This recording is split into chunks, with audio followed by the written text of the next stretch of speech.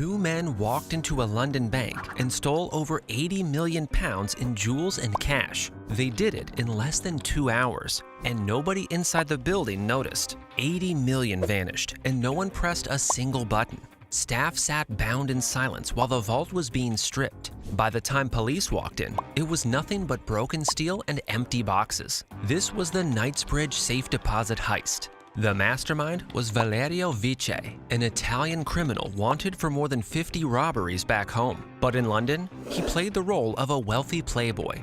Ferraris, suits, parties, and in July 1987, he targeted the biggest prize of his life, the Knightsbridge Safe Deposit Center, a vault stuffed with hundreds of private boxes belonging to London's elite.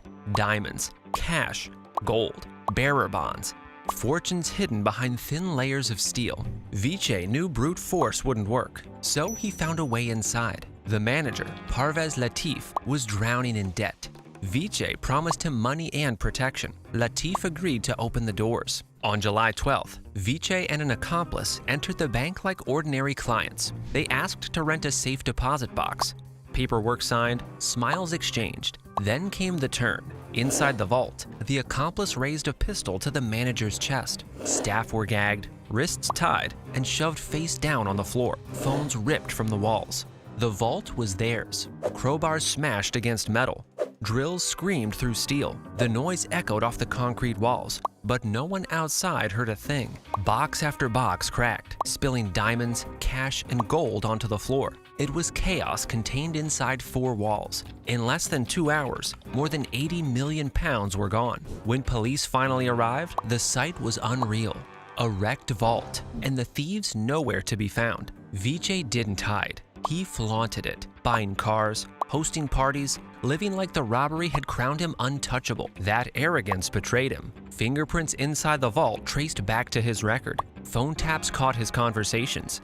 Surveillance tracked his every move. Weeks later, when he returned from Italy, detectives closed in. Vice was arrested, convicted, and sentenced to 22 years. But the money? Only a fraction was ever recovered. The rest, tens of millions in jewels, gold, and cash, disappeared. To this day, nobody knows where it went. Even in prison, Vice bragged.